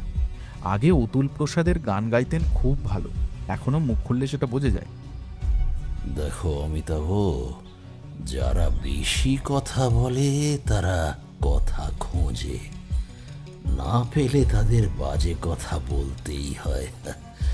তুমি সেই দলে ভিড় বাড়াচ্ছ কেন? এই হলো চাঁদুদা, এমন চমৎকারভাবে বকুনি আর কেউ দিতে পারে না। কি বলো? আচ্ছা বলছিলাম কি, নবাবগঞ্জে গিয়ে কার সঙ্গে দেখা করতে চাইছো? ডক্টর নীলমোহন বক্সির সঙ্গে। অমিতাভ মিস্টার গাঙ্গুলির দিকে তাকালেন। তিনি মাথা নেড়ে জানালেন যে চিনতে পারছেন না। অর্জুন পুরো ব্যাপারটা সংক্ষেপে বলল। আরে তো ফ্রড ব্যাপার। এই বিজ্ঞাপন ডেইলি নিউজ ছাপলো কি করে? তোমার প্রশ্নের উত্তর দেওয়ার আগে একটা প্রশ্ন করছি। ওই বিজ্ঞাপন দেখে অর্জুনবাবু এত দূরে আসার পরিশ্রম কেন করলেন? তার ক্লায়েন্টকে তো বলেই দিতে পারতেন যে এটা বুজরুকি। আচ্ছা, তুমি কি এই বিজ্ঞাপনে বিশ্বাস করছো? একেবারেই না, কিন্তু একজন যখন খবরের কাগজে এরকম একটা বিজ্ঞাপন ছাপাতে পারে তখন ধরে নিতে হবে যে তার কোনো একটা উদ্দেশ্য রয়েছে। আমি এই উদ্দেশ্যটাই জানতে এসেছি। আরে উদ্দেশ্য তো বোঝাই যাচ্ছে, ভরং টরং দিয়ে টাকা রোজগার করা। একবার ভেবে দেখুন, প্রথম ক্লায়েন্টকে ঠকানো মাত্র সে চুপ করে তো আর বসে থাকবে না, হইচই করবে, পুলিশের কাছে যাবে, কাগজ বা মিডিয়া এটাকে একটা বড় ইস্যু করবে। তাহলে আর ব্যবসাটা কি করে করবে লোকটা? ঠিক এই কারণেই আমার মনে হয় না যে ডক্টর নীলমোহন বক্সি একজন নির্বোধ মানুষ। তিনি যে ঠিক কি সেটাই আমি জানতে চাই। অর্জুনের কথায় যুক্তি আছে। তাহলে চলুন তিনজনেই ঘুরে আসি ওখান থেকে। এই বুড়ো মানুষটাকে ছেড়ে দাও।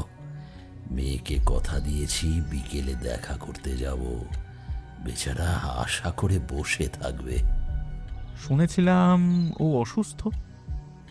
হ্যাঁ, রোগটা ঠিক কি তা নাকি ডাক্তার ধরতে পারছেন না। আজ আমি ডাক্তারের সঙ্গে কথা বলবো। তেমন হলে দিল্লি বা মুম্বাইয়ে ওকে নিয়ে যেতে হবে। মিস্টার সান্যাল দাবার ঘুঁটি কৌটোয় ভরতে লাগলেন। আপনার হার এবার অবধারিত ছিল। হারলাম না। বৃষ্টির জন্য যেমন ক্রিকেট খেলা বাতিল হয়ে যায়, তেমনই অমিতাভর আগমনে খেলাটার মীমাংসা হলো না। যাকে আমি অপেক্ষা করব। তোমাদের ফিরে না আসা পর্যন্ত ঘুমোবো না। মিস্টার সান্যাল উঠে টেবিলে রাখা পার্স থেকে কার্ড বের করে এগিয়ে ধরলেন অর্জুনের সামনে। এতে আমার মোবাইল নাম্বার আছে, দরকার বুঝলে ফোন করবে। আচ্ছা অর্জুন, এই যে ধরো আমাদের মতো প্রবাসী বাঙালিরা, এদের তোমার কেমন লাগে? মানে আমার মেয়েরা তো বাংলা ভালোই বলে, কিন্তু বেশিরভাগ ছেলে মেয়ে হিন্দি বা ইংরেজিতেই কথা বলতে প্রেফার করে।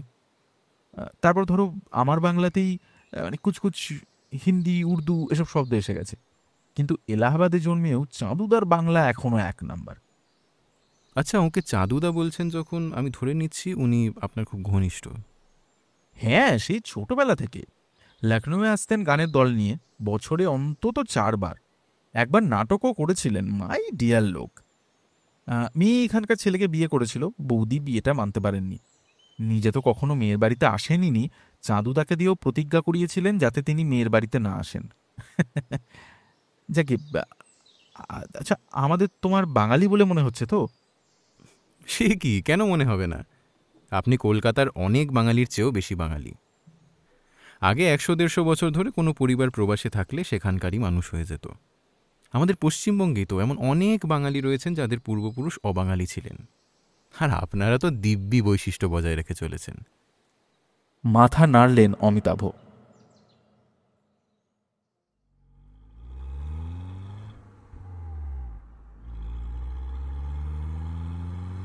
এখনো রোদ আছে। লখনৌ শহর ছাড়তেই রুক্ষ মাঠ, আর মাঝে মাঝে তার ভেতর কারখানার গেট দেখা যাচ্ছিল। এখন এসেছো বলে তুমি বুঝতে পারবে না, শীতকালে যেরকম ভয়ঙ্কর শীত এখানে পড়ে, তেমনি গরমকালের দুপুরে পাখি তো দূরের কথা, কুকুরও রাস্তায় দেখা যায় না।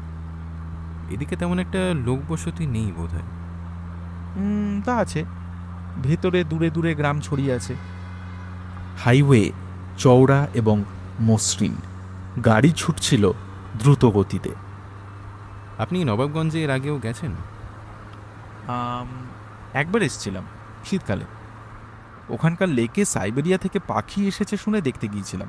প্রচুর পাখি আসতো তখন। আচ্ছা, পাখিরা আকাশে ওড়ার সময় কি করে বুঝতে পারে ভারতের লখনৌ শহরের নবাবগঞ্জ কোথায়? শুনেছি একই পাখি নাকি প্রতি বছর ঘুরে ঘুরে আসে। কোথায় সেই সাইবেরিয়া বলো তো? সত্যি ব্যাপারটা বিস্ময়কর। তবে কোথায় যেন পড়েছিলাম যে ঠান্ডা বাড়লেই যে সমস্ত পাখিরা ভারতের বিভিন্ন লেকে উড়ে এসে বসে, তাদের বাড়ি আসলে হিমালয়, সাইবেরিয়ায় নয়। হিমালয়ে মানস সরোবরের মতো অনেক লেক রয়েছে, এখানে গরম পড়লেই তারা আবার সেখানে ফিরে যায়। আচ্ছা, তাহলে তো পথটা ছোট হয়ে গেল।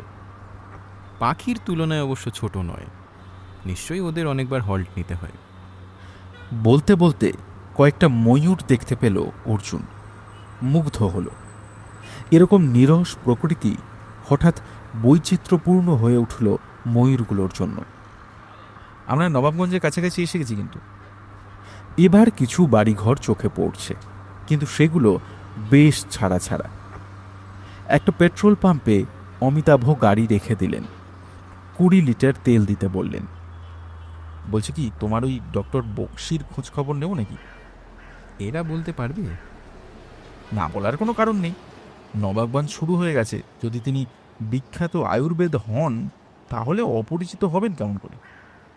পেট্রোলের দাম দেবার সময় অমিতাভ হিন্দিতে ছেলেটাকে জিজ্ঞেস করলেন, আচ্ছা ভাই, নবাবগঞ্জে একজন বিখ্যাত আয়ুর্বেদ আছেন, ডক্টর নীলমোহন বক্সি, তার বাড়িটা কোথায় বলতে পারবে? সে বলতে পারল না। হাইওয়েতে গাড়ি তুলে অমিতাভ জিজ্ঞেস করলেন, এই তোমাকে খবরের কাগজ থেকে ঠিকানা কি দিয়েছে? Doctor Nilmohan Bakshi, near Nawabganj bird sanctuary, Ayurveda lodge, Lucknow, UP. নবাবগঞ্জের পাখিদের আস্তানার সামনে গাড়ি থামালেন অমিতাভ। এর আশেপাশেই ওর বাড়ি হওয়া উচিত। আচ্ছা, বাড়িটা খুঁজে পেলে কি আমি গাড়িতে অপেক্ষা করব? না না, তা কেন? আপনিও আমার সঙ্গে ডাক্তারবাবুর সঙ্গে আলাপ সারতে যেতে পারেন। আমি তো জানি না তুমি কিভাবে ওই প্রসঙ্গে যাবে। মানে? খবরের কাগজ থেকে ঠিকানা পেয়েছো, এ কথা বলবে? সেটা তো এবার পরিস্থিতির ওপর নির্ভর করছে। চলুন, রোদ পড়ে গিয়েছে, এখনই ওর বাড়িটা খুঁজে বের করা দরকার। বার্ড স্যাংচুয়ারির দারোয়ানকে বলতেই সে মাথা নাড়ল। আমাদের বাউন্ডারির ওপাশ দিয়ে চলে যান, রাস্তাটা যেখানে বাদিক নিচ্ছে তার গায়ে ওর বাংলো। গেটে নাম লেখা রয়েছে। স্যাংচুয়ারির পাশের রাস্তা ধরলেন অমিতাভ। দুপাশে গাছগাছালি, আর কোনো বাড়িঘর নেই। রাস্তাটা যেদিকে বাঁ দিক নিচ্ছে সেখানেই বন্ধ গেট দেখা গেল। গেটের গায়ে লেখা Ayurveda lodge, doctor N.M. Bakshi. গেটের ওপাশে ঘাসের মধ্যে দিয়ে একটা রাস্তা চলে গিয়েছে ভেতর দিকে। চট করে দেখলে মনে হয় গাছগাছালির ভিড়ে হারিয়ে গেছে রাস্তাটা। ভদ্রলোকের বাড়িটা অনেকখানি জায়গা নিয়ে। যদি অনেক দিনের লোক হন তাহলে তো আপনার চেনা উচিত ছিল, যদি উনি বাঙালি হন এবং লখনৌয়ের বাঙালিদের সঙ্গে মিশতেন। আমি হলপ করে বলতে পারি এরকম নামের কোনো মানুষকে আমাদের বেঙ্গলি ক্লাবে কখনো দেখিনি। আচ্ছা, গাড়িটাকে ঘুরিয়ে বাইরেই রেখে দেওয়া যাক।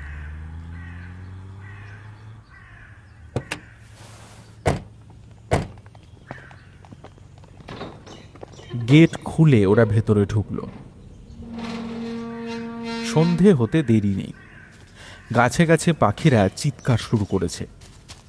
রাস্তাটা বাঁ দিকে ঘুরতেই ওরা প্রথমে ঝিল, পরে বাড়িটাকে দেখতে পেল। ঝিলের ধারে বড় দোতলা বাড়ি, সবকটা জানলা এবং ঢোকার দরজা বন্ধ। বাড়ির দুদিকে জঙ্গল, একদিকে ঝিল আর সামনে ছোট্ট একটা লন। সেই অবধি গাড়িটা আনা যেত গো। অর্জুন বাড়িটাকে দেখছিল, প্রায় একটা দুর্গের মতো দেখাচ্ছে। ভিতরে কেউ আছে বলে তো মনে হচ্ছে না। চলুন নক করা যাক। সে এগিয়ে গিয়ে দরজার পাশে ঝোলা একটা পিতলের চেন ধরে টানতেই ঘন্টা বাজতে লাগলো, অনেকটা চার্চের ঘন্টার মতো আওয়াজ। বাহ, শৌখিন লোক তো। আওয়াজ থামলো, কিন্তু কেউ দরজা খুলল না। অর্জুন চারপাশে তাকালো। দরজার ওপাশে বাড়ির গায়ে একটা লেটার বক্স। কাছে গিয়ে দেখল বাক্স চিঠিতে ভর্তি হয়ে আছে। ডক্টর বক্সি বা তার বাড়ির লোকজন বাড়িতে থাকলে লেটার বক্স এইভাবে ভর্তি থাকতো না। ঝিলের ওপর সন্ধে নেমেছে, এখনো শীত নামেনি, কিন্তু ঝিলের জলে প্রচুর পাখি প্রায় বাজার বসিয়ে দিয়েছে। এরা কিন্তু এবছরের পাখি নয়। মানে এখনো সাইবেরিয়া বা তোমার কথা মতো হিমালয় থেকে পাখিদের আসার সময় হয়নি। গতবার যারা এসেছিল তাদের মধ্যে যারা ডিম পেড়েছিল তারা দলের সঙ্গে ফিরে না গিয়ে এখানেই থেকে গিয়েছিল। এই 1 বছর ধরে সেই ডিম থেকে পাওয়া বাচ্চাদের বড় করেছে। এইবার যে পাখিরা আসবে তাদের দলে ভিড়ে ওরা ফিরে যাবে। অর্জুন পাখিদের দেখল। জলপাইগুড়িতে বড়সড় ডাহুক দেখা যেত করলা নদীতে, এগুলো সেই চেহারার। কিন্তু কি করা যায় বলুন তো? উনি বাড়িতে না থাকলে আমরা কি করতে পারি? কিন্তু ওরকম একটা বিজ্ঞাপন দেওয়ার পর কেউ কি বাড়ি থেকে উধাও হয়? হ্যাঁ, দেওয়ার পর ভেবেছেন যে ওর বুজরুকি পুলিশে ধরে ফেলতে পারে, তাই গা ঢাকা দিয়েছেন। তাই বলা হয় যে ভাবিয়া করিও কাজ, করিয়া ভাবিও না। হঠাৎ বাড়িটার ভেতর থেকে অ্যালার্ম ক্লকের শব্দ শোনা গেল। কয়েক সেকেন্ড, তারপর থেমে গেল। ব্যাপারটা কি হলো? অর্জুন বাড়িটা দেখল। শব্দটা এসেছে বাড়ির যে দিকটা জঙ্গলের গায়ে সেদিক থেকে। সে এগিয়ে গেল। অন্ধকারে তেমন কিছু বোঝা যাচ্ছে না। এই সময় একজন লোক সাইকেলের সামনে এসে দাঁড়ালো। লোকটাকে দেখেই বোঝা যাচ্ছিল যে সে পোস্ট অফিসের কর্মী। তার থেকে জানা গেল আগে নাকি এরকম দুবেলা করে ঘন ঘন চিঠি আসতো এই বাড়িতে। লোকটা আবার সাইকেলে চেপে চলে গেল। এখানে দাঁড়িয়ে কোনো কাজ হবে বলে তো মনে হয় না। ওরা যখন ফিরে যাচ্ছে তখন আবার অ্যালার্ম ক্লক বেজে উঠল। অর্জুন দৌড়ে গেল বাঁকটার কাছে। দূরে পোস্টম্যান তখন গেট বন্ধ করছে। গেট বন্ধ হয়ে যেতেই অ্যালার্ম ক্লক থেমে গেল। অর্জুন ঘুরে ঘুরে বাড়িটা দেখল। অন্ধকারের ছায়া বাড়িটাকে ভুতুড়ে করে তুলেছে। কি হলো? একবার চলুন তো, গেটটাকে একবার দেখা যাক। গেটের মধ্যে কোনো বিশেষত্ব আছে নাকি? কথা না বলে অর্জুন গেটের সামনে দাঁড়িয়ে ভালো করে দেখতে লাগলো। এখন আলো নেই বললেই চলে। খুঁটিয়ে পরীক্ষা করার উপায় নেই। সে গেট খুলতেই কানে একটা অ্যালার্ম ক্লকের আওয়াজ ভেসে এলো। সেটা এখান থেকে এত মৃদু শোনাচ্ছে যে ঢোকার সময় খেয়ালই হয়নি। শুনতে পাচ্ছেন? হ্যাঁ, অ্যালার্ম ক্লক বাজছে। মাই গড, ডক্টর বক্সি বাড়ির গেটে নিশ্চয়ই যন্ত্র বসিয়েছেন। কেউ গেট খুললেই উনি টের পেয়ে যান। সতর্কমূলক ব্যবস্থা। নির্জনে থাকেন তাই।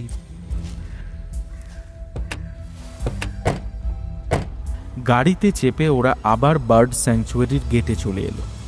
গেট বন্ধ হয়ে গেছে। যে দারোয়ান তাদের ডক্টর বক্সির নির্দেশ দিয়েছিল সে এখন ইউনিফর্ম ছেড়ে নিজের পোশাক পরে বাড়ি ফিরছে। অমিতাভ তাকেই ডাকলেন। ছুটি হয়ে গেল? হ্যাঁ সাহেব। আমরা গেছিলাম ডাক্তার সাহেবের বাড়িতে। বাড়িতে কেউ নেই বলেই মনে হলো। দাড়িওয়ালা লোকটাকে দেখেননি? না তো। আজ দুপুরে দেখেছিলাম ওকে। ঝিলের ধারে দোতলার বারান্দায় এসে দাঁড়িয়েছে। খুব লম্বা, ভারী চেহারা। ও হলো ডাক্তার সাহেবের কাজের লোক। ডাক্তার সাহেব কখন থাকেন কখন যান তা আমরা টের পাই না। লোকটা চলে গেল উল্টো দিকে। অমিতাভ তাকালেন অর্জুনের দিকে। হ্যাঁ, চলুন। ফালতু ফালতু আপনার অনেক সময় নষ্ট হলো।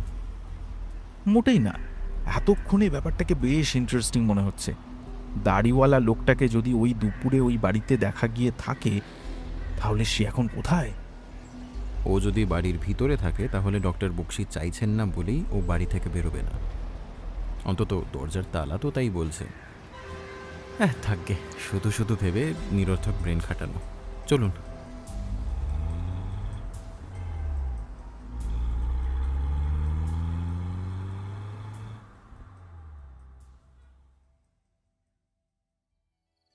লখনৌয়ের বেঙ্গলি ক্লাবে অনুষ্ঠান লেগেই থাকে।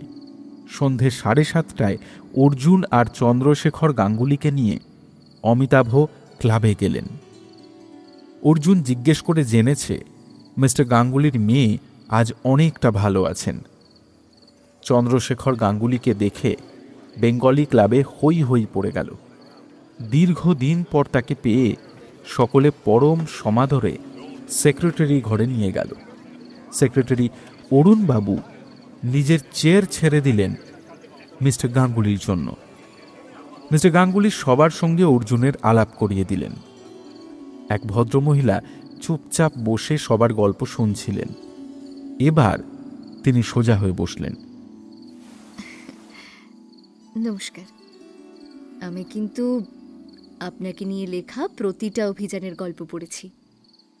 সঙ্গে সঙ্গে অর্জুন প্রত্যেকের দৃষ্টি আকর্ষণ করল।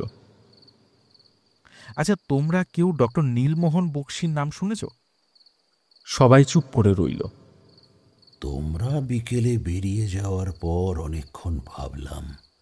ভেবে দেখলাম বক্সি পদবীর একজনকে আমি জানতাম। এলাহাবাদ মর্গের ডাক্তার ছিলেন তিনি। বছর 25 আগে হঠাৎ চাকরি ছেড়ে দেন। কিরকম দেখতে ছিলেন ভদ্রলোক?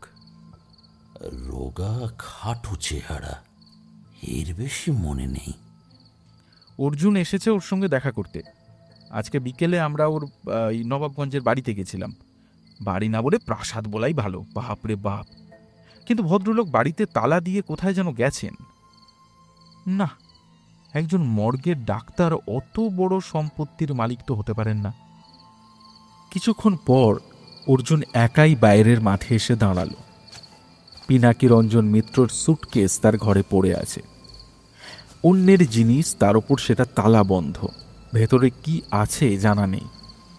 ঘরে রাখা খুব বিপজ্জনক। পিনাকি রঞ্জন বলেছিলেন তার বাড়ি লখনৌ বেঙ্গলি ক্লাবের পাশে। অমিতাভ ওকে চিনতে পারেননি, কিন্তু এখানে অন্য যেসব সদস্য আছেন তারা নিশ্চয়ই চিনতে পারবেন। ছোটু নামের এক সুদর্শন যুবক ভেতর থেকে বেরিয়ে এলেন। এ কি, আপনি একা এখানে দাঁড়িয়ে? ভেতরে আসুন। হ্যাঁ, যাচ্ছি। আচ্ছা, আপনি এই শহরে কতদিন? আমি জন্মেছি এখানে।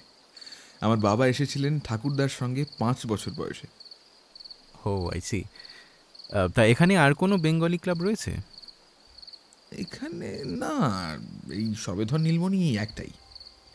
আচ্ছা, এই ক্লাবের কাছাকাছি পিনাকি রঞ্জন মিত্র নামে এক ভদ্রলোক থাকেন, চেনেন তাকে? পিনাকি রঞ্জন মিত্র? পিনাকি রঞ্জন, সরি, ঠিক খেয়াল করতে পারছি না। কি করেন বলুন তো ভদ্রলোক? স্কুল টিচার বলে শুনেছিলাম। School teacher? ও হো হো হো, দাঁড়ান দাঁড়ান দাঁড়ান, হ্যাঁ, আপনি কি পি কে মিত্তিরের কথা বলছেন by any chance? P K Mitter? কি করেন তিনি? বছর দশেক আগে পশ্চিমবঙ্গের কোথাও চাকরি নিয়ে গিয়েছেন বলে শুনেছিলাম। এখানে ওর একটা বাড়ি আছে, ওর পরিবার এখানেই থাকেন। এখানে সকলে ওকে নার্ভাস পিকে বলেই চেনে। প্রায় বছর দশেক ওকে দেখিনি। লখনৌ এলেও বেশি দিন থাকে বলে তো মনে হয় না।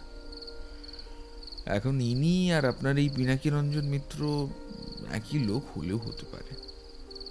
নার্ভাস পিকে মানে? আসলে ভদ্রলোক অকারণেই একটু নার্ভাস হয়ে পড়তেন। আমরা যখন ফুটবল খেলতাম উনি তখন চিৎকার করতেন, বল লেগে ওর বাড়ির কাঁচের জানলা ভেঙে যেতে পারে এই তার মনে হতো। অথচ আমরা ওর বাড়ি থেকে অনেক দূরে খেলতাম। বাড়িটা চেনেন? একটু নিয়ে যেতে পারবেন? অবশ্যই, আসুন। ছোটু সঙ্গে সঙ্গে তার মোটর বাইক নিয়ে এলেন। অর্জুন বাইকের পেছনে বসতেই ছোটু বেরিয়ে এলেন ক্লাবের গেট দিয়ে। পিকে মিত্রের বাড়িতে পৌঁছাতে মিনিট আড়াই লাগল। জায়গাটা ঘিঞ্জি, গায়ে গায়ে বাড়ি। বেঙ্গলি ক্লাবের পাড়া হলেও বাসিন্দারা অবাঙালি। দোতলা বাড়ির সামনে বাইক থামিয়ে ওরা দেখল দরজা খোলা। এক মধ্যবয়সী মহিলা দাঁড়িয়েছিলেন সেখানে। অর্জুন বাইক থেকে নেমে এগিয়ে গেল। আচ্ছা, এটা কি পি কে মিত্রর বাড়ি? ভদ্রমহিলা নীরবে মাথা নেড়ে হ্যাঁ জানালেন। ওর ভালো নাম কি পিনাকি রঞ্জন মিত্র? হ্যাঁ, কিন্তু কেন বলুন তো? আচ্ছা, ওর কি আজ বাড়িতে ফেরবার কথা ছিল? হ্যাঁ তো, আপনি কি? আসলে আমার সঙ্গে ওর ট্রেনে আলাপ হয়। উনি মাঝপথেই নেমে যান। নামার আগে একটা স্যুটকেস দিয়ে আমাকে বলেন যে এটা ওর বাড়িতে পৌঁছে দিতে। আমি লখনৌ আসছি জেনেই উনি অনুরোধটা করেন। ও মা, ও নেমে গেল কেন? কোনো বিপদ টিপদ হয়নি তো আবার? তবে তবে ওর মতো মানুষ ট্রেন থেকে নেমে পড়বে, তাও আবার কোনো কারণ ছাড়া? না না না না না, এ কথা আমি বিশ্বাসই করি না। ভদ্রমহিলা বেশ জোরে জোরে কথাগুলো বলতে রাস্তার কিছু লোক এদিকে তাকালো। শুনুন শুনুন, আপনি চেঁচিয়ে কথা বলবেন না, উত্তেজিত হবেন না, তাতে কিন্তু পিনাকি বাবুই বিপদে পড়বেন। ওকে কিন্তু পুলিশ খুঁজছে। পুলিশ? কেন? ও কি করেছে? উনি ভয় পেয়ে বলেছিলেন যে ট্রেনে বোমা আছে। চেন টেনে অন্য যাত্রীদের উত্তেজিত করে ট্রেন থামিয়েছিলেন। পরে জানা গেছে যে ট্রেনে কোনো বোমা ছিল না। অহেতুক ভয়ে দেখিয়ে ট্রেন চলাচলে বিঘ্ন ঘটানোর অভিযোগ ওর বিরুদ্ধে। গ্রেপ্তার হবেন বুঝেই উনি ট্রেন থামতেই মাঝপথে নেমে পড়েন। নামার আগে অবশ্য আমাকে অনুরোধ করেন স্যুটকেসটা তার বাড়িতে পৌঁছে দিতে। হ্যাঁ হ্যাঁ হ্যাঁ, এরকম ওর পক্ষে করা সম্ভব। যখন এখানে ছিল জ্বলে পুরো মরতাম। চাকরি করতে গেল যখন, তখন ভাবলাম একটু স্বস্তিতে থাকবো। এবার এখন কি হবে? কোথায় গেল? ধরা পড়লো না কি? কিন্তু কই, পুলিশ টুলিশ তো এখন এখানে আসেনি। উনি আবার রেল পুলিশকে নিজের ঠিক পরিচয়টাও দেননি। হ্যাঁ, তা স্যুটকেসটা কোথায়? অর্জুন গেস্ট হাউসের নাম ঠিকানা জানিয়ে দিয়ে বলল, আমার নাম অর্জুন। ব্যাপারটা জানাজানি হলে পিনাকি বাবুকে ধরতেই কিন্তু পুলিশের সুবিধে হবে। নমস্কার। ছোটুর বাইকে চেপে ক্লাবে ফিরে এলো অর্জুন।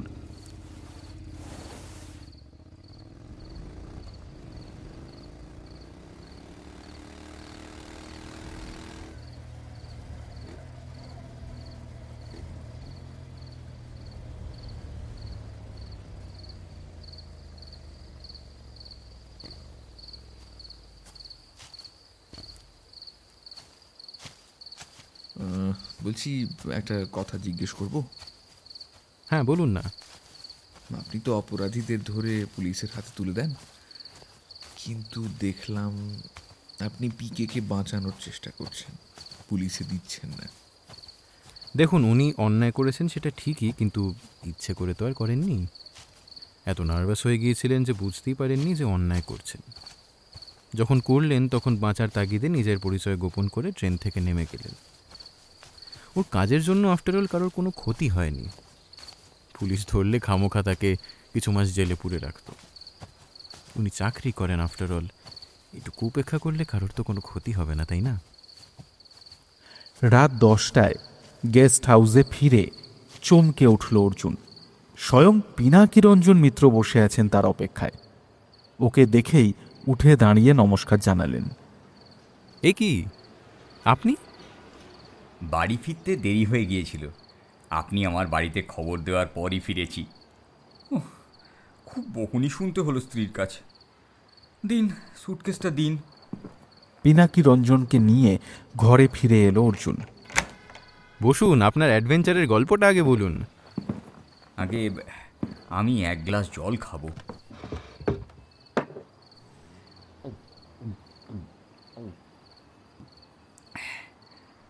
ওই যে আপনার সুটকেস। আপনাকে যে কি বলে ধন্যবাদ দেব। আরে তার দরকার নেই, কিন্তু আপনি আমাকে একটা বড় ঝুঁকি নিতে বাধ্য করেছিলেন। ওই সুটকেসে যদি চোরাই মাল, মাদক অথবা পিস্তল টিস্তল থাকতো তাহলে আমার কি হতো একবার ভেবে দেখুন তো। আশা করি সেসব কিছু নেই। না না, বিশ্বাস করুন ভাই, আমি সত্যিই নিরীহ লোক। একেবারে নিরীহ তো নন, তাহলে কখন পুলিশের হাতে ধরা পড়ে যেতেন কি, তাই তো? আমি জানি না কেন ধরা পড়লাম না, হয়তো পুলিশ আমাকে তেমনভাবে খোঁজাখুঁজি করেনি। আচ্ছা, যে জলটা দিলেন সেটা ফোটানো তো? নিশ্চিন্তে থাকুন। এবার বলুন, ট্রেন থেকে নেমে কি করলেন? সোজা মেন গেট দিয়ে বাইরে চলে এলাম। কোনো চেকার টেকার ছিল না, তাই টিকিট দেখাতে হয়নি। বেরিয়ে এসে একটা রিকশায় চেপে শহরের বাস টার্মিনাসে পৌঁছে বাস বদলে বদলে কানপুরে পৌঁছতে সন্ধে হয়ে গেল। প্রতিটা মুহূর্তেই মনে হচ্ছিল এই বুঝি পুলিশ ধরল, কিন্তু ধরেনি। কানপুর থেকে ট্যাক্সি নিলেন? না না না না না, একা ট্যাক্সিতে উঠতে কিরকম একটা নার্ভাস লাগে। কেন? ভয় হয় যদি অ্যাক্সিডেন্ট করে তাহলে তো আমি মরে যাব, আর বাড়ির লোকজন তো জানতেও পারবে না যে আমি কোথায় পড়ে আছি। তারপর এই কানপুর লখনৌ হাইওয়েতে ড্রাইভাররা বড্ড জোরে গাড়ি চালায়। তাহলে এলেন কি করে? হাইওয়ের মুখ পর্যন্ত রিকশা এলুম। ট্রেনে আসতে পারতাম, কিন্তু রেলওয়ে পুলিশকে এড়াতে স্টেশনে যাইনি। হাইওয়ের পাশে দাঁড়িয়ে হাত তুলে গাড়ি থামাতে চাইলাম। বড় ট্রাকে জায়গা পেলে ভয়টা কমে যায় আর কি। অ্যাক্সিডেন্ট হলে ছোট গাড়ির ক্ষতি হবে, কিন্তু ট্রাক তো ঠিক থাকবে।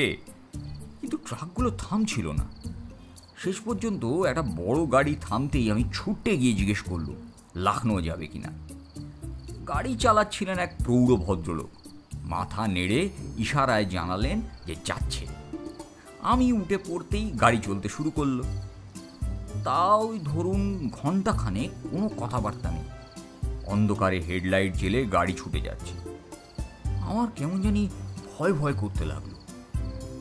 1 ঘন্টা ধৈর্য ধরার পর ওকে জিজ্ঞেস করলুম যে লখনৌয়ে কোথায় যাচ্ছেন উনি। হিন্দিতেই জিজ্ঞেস করলুম। ভদ্রলোক গম্ভীর গলায় পাল্টা জিজ্ঞেস করলেন আমাকে নবাবগঞ্জে নামিয়ে দিলে আমার কোনো অসুবিধে হবে কিনা। বললুম, তো রাতে ওখানে কি আর বাস পাবো? উনি তখন কাটভাবে জানালেন যে উনি আমাকে বাড়ির দরজার সামনে নামাতে পারবেন না।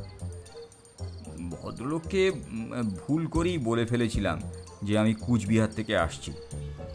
জানি না মশাই, কেমন করে তিনি যেন বুঝে গিয়েছিলেন যে আমার কোষ্ঠকাঠিন্য আছে। রাত্রে ত্রিফলা ভিজিয়ে রেখে ভোরবেলা খাওয়ার উপদেশ দিলেন। ভদ্রলোক আমায় শেষে একটা লখনৌ যাওয়ার বাস ধরিয়ে দিয়ে পকেট থেকে একটা কার্ড বের করে আমার হাতে দিয়ে বললেন 2 দিন ত্রিফলা খেয়ে তাঁকে ফোনে জানাতে যে উপকার হলো কিনা। ধন্যবাদ জানিয়ে সেই বাসে চেপে ফিরে এসেছি। ওহ, এরকম জার্নি এর আগে আমি কখনো করিনি। তা নিজের নামটা কি ভদ্রলোককে বলেছিলেন? ওই পিনাকেশই বলেছি। লোকটাকে না ঠিক বিশ্বাস করতে পারছিলাম না। যদি পুলিশ হয়। ইউপির লোক মনে হলো, হিন্দি উর্দু শব্দ মেশানো, খুব পার্সোনালিটি আছে। আচ্ছা আমি এবার যাব, অনেকটা রাত হয়ে গিয়েছে, আর সারাটা দিন যা গেল, এখন বিছানায় শরীরটা এলিয়ে দিতে পারলে বাঁচি। পিনাকি রঞ্জন এগিয়ে গিয়ে সুটকেসটা তুলে নিলেন। খুব ভারী না? তবু আপনি বই এনেছেন। আচ্ছা, আপনার নামটা কিন্তু জানা হলো না। অর্জুন রায়, জলপাইগুড়িতে থাকি। তাহলে আজ থেকে আপনি ত্রিফলা খাচ্ছেন, তাই তো? আজ আর কেনা হবে না। আচ্ছা, সত্যি কি উপকার হয়? অবশ্যই হয়, আর শুধু কোষ্ঠকাঠিন্য কেন, আরও অনেক উপকার পাবেন। যদি কাজ হয় ভদ্রলোকে ফোন করে অবশ্যই ধন্যবাদ জানাবো। সুটকেস তুলে দরজার দিকে এগিয়ে যাচ্ছিলেন পিনাকি রঞ্জন। অর্জুনের হঠাৎ কি একটা খেয়াল হলো। 1 মিনিট, আপনার কাছে ওই ভদ্রলোকের কার্ডটা এখন রয়েছে? আগে না, বাড়িতে রেখে এসেছি। জামা প্যান্ট চেঞ্জ করেছি তো। যদি একটু কষ্ট করে ভদ্রলোকের নাম আর ফোন নাম্বারটা আমাকে ফোনে জানান। কষ্ট কি, নিশ্চয়ই করব। মনে হচ্ছে আপনারও কোষ্ঠকাঠিন্য আছে। পিনাকি রঞ্জন চলে গেলেন। ঘুম ঘুম লাগতেই বিছানায় শুয়ে আলো নিভিয়ে দিল সে। ঘুমানোর আগে সারাদিনের ঘটনাগুলো নিয়ে চিন্তা করার অভ্যেস তার। আজ এখানে এসে অমিতাভর সঙ্গে আলাপটা প্রাপ্তিই বলা চলে। মানুষটার মধ্যে জটিলতা নেই বলেই মনে হচ্ছে। চন্দ্রশেখর গাঙ্গুলি মশাই একটু আলাদা ধরনের, গায়ে পড়ে মেশেন না, ভদ্রতার সীমা বজায় রাখেন। যদিও ডাইনিং রুমে বৃদ্ধ নিজেই তার সঙ্গে আলাপ করেছেন, কিন্তু অমিতাভর মতো ঘনিষ্ঠ হওয়ার বিন্দুমাত্র চেষ্টা করেননি। এই বয়সেও উনি অতুল প্রসাদের গান চমৎকার গাইতে পারেন। ফোনটা বেজে উঠল। অর্জুনের ঘুম আসছিল, উঠতে ইচ্ছে না করলেও শেষ পর্যন্ত উঠতে হলো। হ্যালো হ্যালো, আমি পিনাকি রঞ্জন মিত্র। ও হ্যাঁ, বলুন। ভদ্রলোকের মোবাইল নম্বর 9415402811। দাঁড়ান লিখে নি।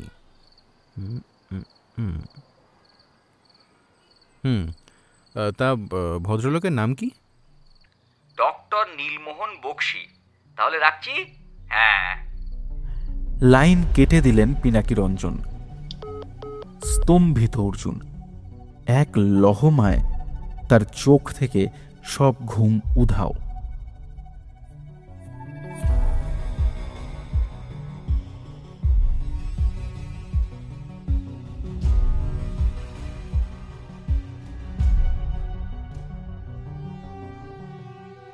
শুনছিলে প্রখ্যাত সাহিত্যিক শ্রী সমরেশ মজুমদারের লেখা সত্যসন্ধানী অর্জুন সিরিজের উপন্যাস নবাবগঞ্জের নরখাদকের প্রথম পর্ব। অর্জুনের ভূমিকায় নির্দেশনা এবং নাট্যরূপে ছিল অনুভব। গল্প পাঠ এবং অমিতাভের চরিত্রে ছিলাম আমি রণদীপ। কানাইলাল চৌধুরীর ভূমিকায় ছিল শান্তম। সুধাময় সান্যালের ভূমিকায় ছিল পার্থ। পিনাকি রঞ্জন মৈত্রের ভূমিকায় ছিল অভিযান। চন্দ্রশেখর গাঙ্গুলির ভূমিকায় ছিল ইন্দ্রনীল। অক্ষয় গুপ্তার চরিত্রে অভিনয় করেছিল স্নেহাদ্রি। এনাক্ষী চরিত্রে অভিনয় করেছে অধ্যায়। ছোটুর চরিত্রে রিতম, মিসেস মিত্রর চরিত্রে দিতিপ্রিয়া এবং অন্যান্য চরিত্রে অনুভব, পার্থ এবং রক্তিম। শব্দগ্রহণ এবং আবহ সৃষ্টি করেছে ঋদ্ধিমান।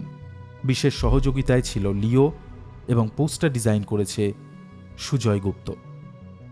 তাহলে কেমন লাগলো আজকের গল্পের প্রথম পর্ব? দ্বিতীয় পর্ব আসছে খুব তাড়াতাড়ি। চোখ রাখো থ্রিলারল্যান্ডের ইউটিউব চ্যানেলে। আজকের মতো টাটা। যাওয়ার আগে ভালো থেকো, ভয়ে থেকো।